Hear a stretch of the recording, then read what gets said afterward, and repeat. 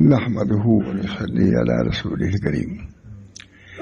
اما بعد، میرے ذہن میں کوئی مضمون تھا ہی نہیں، انہیں یہی معلوم تھا کوئی بیان کرنا ہے، لیکن آپ کا بیان سنا، آپ نے کہا کہ تم بھی کوئی بیان کر دو، کہہ دو، تو میں کہتا ہوں. نحمده ونصلي على رسوله الکریم.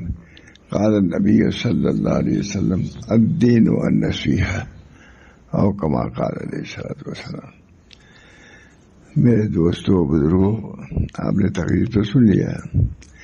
نبی اکرم صلی اللہ علیہ وسلم کی ایک بات، ایک ارشاد میں نے نقل کیا ہے. فرماتے ہیں الدین النصیحہ، دین نصیحت کا نام ہے. خیر خواہی، جب آدمی نصیحت کرے گا، خیر خواہی کرے گا تو اس کو اجر و ثواب ملے گا. اس بنا پر کسی شخص سے کوئی اچھی بات کہہ دینا بہت بڑی خوبی کی بات ہے. کوئی بات اچھی کہہ دو، اس سے سکون کی بات، نفع کی بات، جس سے اس کو اطمینان ہو، سکون ہو، یہ بہت بڑی بات ہے. تو ماشاء اللہ یہ سب بات نصیحت ہمارے بزرگان دین کرتے رہتے ہیں. وہ اسی لیے کہ راہ راست معلوم ہو جائے، سیدھا راستہ کیا ہے. اب بیان کرنے کا انداز الگ الگ ہوتا ہے، لیکن سب کا مقصد میرا خیال تو یہی ہے کہ تاکہ صحیح راستہ معلوم ہو جائے، تاکہ اس راستے پر چل کر کے اللہ تعالیٰ تک ہم پہنچ جائیں. اس وجہ سے ہماری آپ کی پوری کوشش یہ ہونی چاہیے کہ ہماری ہر نقل و حرکت ایسی ہو جس میں نصیحت ہو، ہمارا چلنا بھی متواضعانہ ہو، بیٹھنا بھی متواضع ہو، ملنا جلنا متواضع. ایک دفعہ ابھی ایک بات یاد آئی، کبھی شاید بیان میں نہیں کیا تھا. ایک صاحب بہت بڑے آدمی تھے، تو ہم لوگ گئے، کہیں کار سے اٹھ کے ہم بتا دیا تھا، گئے تو ہم کو نہیں کہا. انہوں نے کہا مولانا جو آپ کے ساتھ جو لوگ آئے تھے ان کو دیکھ کر کے ہم نے نصیحت حاصل کر لیا ہے. جو علماء کے ساتھ رہنے والوں کو کیسا رہنا چاہیے، کچھ تقریر نہیں کیا، کچھ بیان نہیں کیا. کہا کہ بس ہم نے ان لوگوں کو دیکھ کر کے، 10 آدمیوں کو دیکھ کر کے ہم نے سمجھا کہ علماء کو اس طرح رہنا چاہیے تاکہ دین کی صحیح ترجمانی ہو. دین کی ترجمانی، ہم مستقل نہیں ہیں، مستقل نبی کریم صلی اللہ علیہ وسلم، ہم سب ان کے پسرو ہیں، پیچھے چلنے والے. جو کچھ انہوں نے کیا ہے وہی کرنا ہمارے لیے خیر کی بات ہے. اس سے سرے منہ تجاوز آپ نہیں کر سکتے. نبی اکرم صلی اللہ علیہ وسلم ایک ہی بات جو فرمائی ہے، ایک ایک لاکھ کہنا بھی برا ہے. کتنی بات ہے. ہمارے صحابہ کرام مست ہو گئے حضور کی باتوں کو سن کر کے. نبی اکرم صلی اللہ علیہ وسلم کی باتیں ہی وہ دہراتے رہ گئے پوری زندگی. اسی میں یہی حال ہے اپنا، اور یہی مال ہے اپنا. سب یہی سمجھے کہ سب کچھ ہمارا یہی ہے کہ ہم نبی اکرم صلی اللہ علیہ وسلم کے احادیث کو سنیں، سمجھیں، پہنچائیں. یہ بہت بڑی بات ہے. وعظ کے بارے میں بھی کہا، پہلے مشہور تھا ہماری طرف، جب وعظ ہوتا تھا تو یہ نہیں کہتے کہ وعظ ہونے کیا جاتے کہ حدیث بیان ہوگی. ہمارے محمد احمد صاحب پر بہت خوش ہوتے تھے کہ دیکھو وعظ کا خلاصہ کیا نکالا، حدیث بیان کرنا. تو دیکھو وعظ کہتے ہیں کیا حدیث بیان کرنا. ہمارا سب کچھ انہیں سے متفق ہے. وہ اللہ تعالیٰ ہم سب لوگوں کو اپنے نبی صلی اللہ علیہ وسلم کو پہچاننے کی بھی توفیق دے، جاننے کی بھی توفیق دے، اور ان کے تعلیمات کو سمجھنے کی بھی توفیق دے، اور صحیح ترجمانی کی بھی توفیق دے. یہ کمال یہی ہے. کوئی استاد ہے صحیح ترجمانی کرتا ہے، فرماتے ہیں لوگ کہ شیخ الحدیث جو بیان کرتے ہیں وہ فلاں عالم کی ترجمانی کرتے ہیں، فلاں آدمی فلاں ترجمانی کرتا ہے. اس کی تعریف اس پر ہوتی ہے کہ ترجمانی کر رہا ہے اپنی شیخ کی.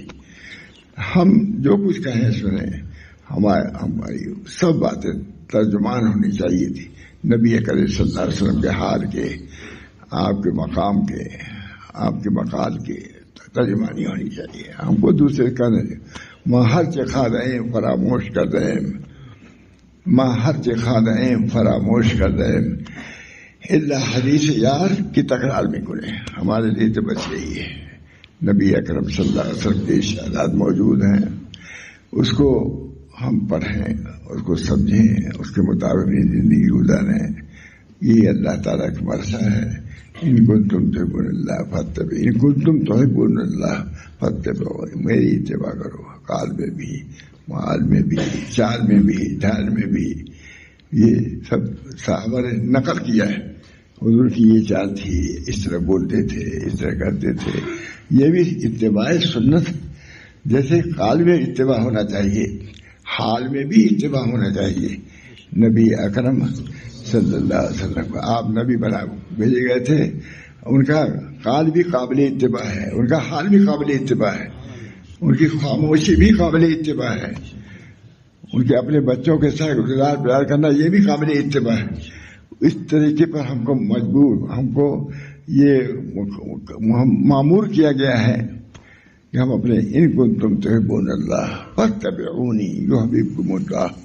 ہم نے ان کنتم تحبون اللہ فاتبعونی, اگر تم اللہ سے محبت کرے, ان کنتم تحبون اللہ فاتبعونی, اگر اللہ تعالیٰ میری اتباع کرو, نبی کریم صلی اللہ علیہ وسلم کی اتباع کرو. مگر ہم پابند ہیں شریعت مقدسہ کے, نبی مکرم کے, کہ نبی کرم سے جو کیا, جو جس طرح چلے ہیں صحابہ چلنے کی بھی اتباع کرتے تھے. چلنے کے حضور اس طرح چلتے تھے, چل کے دکھلاتے تھے. کہتے ہے کہ روایتوں میں آئے ہیں. اس بنا پر ہم کو اور آپ کو دوست قطع نظر آپ نے بیان کیا کہ آپ کیا کچھ نہیں, قطع نظر یہ ہمارے یہاں یہی ہے. قطع نظر کچھ اپنے جو بات ہے اتنی ہے کہ ہم کو اتباع کرنا چاہیے. نبی ان کنتم تحبون اللہ فاتبعونی یحببکم اللہ. اگر تم محبت کرتے ہو تو میری اتباع کرو, چال میں بھی, ڈھال میں بھی, کھانے میں بھی, پینے میں بھی. یہ چیزیں بہت معتبر ہیں.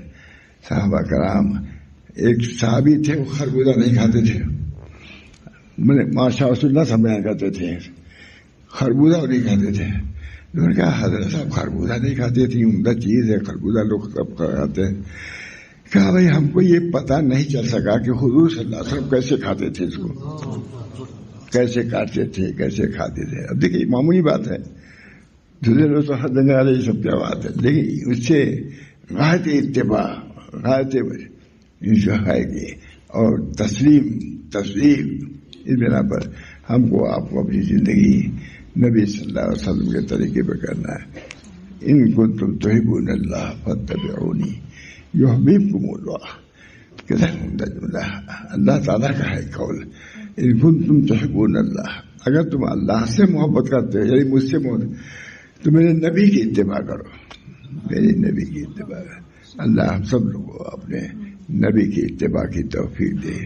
مشکل نہیں مجھ سے. حضور اقدس صلی اللہ علیہ وسلم 7 دن کا آیا, میں 7 دن دے کے بھیجا گیا. یہی مانے لوگ اس کو مشکل بنائے ہوئے ہیں. 7 دن ہے. حضور نے کیا ہے, کھانا کھاؤ, ابھی ہاتھ دھو لو. یہ کون مشکل ہو گیا ہے, کھانا کھانے کے بعد ہاتھ دھو لو, یہ مشکل نہیں ہے. لیکن ہم نے مشکل بنا رکھا ہے. مسجد میں آنے میں کیا ہے, حضور صلی اللہ علیہ وسلم دائیں پیر رکھتے تھے پہلے. یہی ہے بھائی, دائیں پیر. تو دائیں پیر رکھنا کوئی مشکل ہے, سوچنے کی بات ہے. نکلتے ہوئے بائیں پیر نکلو بولے, یہ سنت ہے. ہمارے حضرت بہت اس پر بیان کرتے تھے ماشاء اللہ صاحب. اس لیے کھانے میں یہ بات نہیں ہے, وہاں پہلے یہ پیر رکھو, وہ پیر رکھو, اس طرح نکلو, نکلو. تصویر نہیں کرتا میں. مسجد کا ادب الگ ہے, مسجد کا طرز دخول الگ ہے, خروج الگ ہے, پاخانے جانے میں جانے میں الگ ہے. یہ سمجھنے کی ضرورت ہے. مجھے جتنا اس کو سمجھو گے اتنا اپنے نبی کے قریب ہو گئے, اور جتنا قریب ہو گئے اتنی اللہ تعالیٰ کی معرفت, اللہ کی محبت, اللہ کی نسبت, اللہ کی سب تمام چیزیں حاصل ہوگی. کامیابی تو کام سے ہوگی, نہ کہ حسن کلام سے ہوگی, ذکر کے التزام سے ہوگی, اور فکر کے اہتمام سے ہوگی. ہمارا نظریہ یہی ہے. ہم لوگ آتے جاتے ہیں، بہت زیادہ تکلیف نہیں کرتے، لیکن جو کہتا ہے ایسی سنا دیتے ہیں کچھ نہ کچھ. ٹھیک ہے، اس طرح بس یہی ہمارا مزاج ہے، یہی طریقہ ہے. اللہ تعالی ہم سب لوگوں کو اس طریقے پر رہتے ہوئے نبی اکرم صلی اللہ علیہ وسلم کی معیت تک پہنچ جائیں، نسبت تک پہنچ جائیں. یہ ہمارا سب سے بڑا کارنامہ یہی ہوگا کہ نبی اکرم صلی اللہ علیہ وسلم کو پہچانیں، ان کی سنتوں کو پہچانیں، اس کے مطابق عمل کریں، کوتاہیوں پر نادم ہوں. یہ کام نبی اکرم صلی اللہ علیہ وسلم. دعا کر لیجیے، اللہ دیر ہو رہی ہے، دعا کر لیجیے اللہ تعالیٰ سے. مانو ابھی جلسہ باقی رہے گا کیا آپ کا؟ کچھ رہے گا؟ دعا کر لیجیے.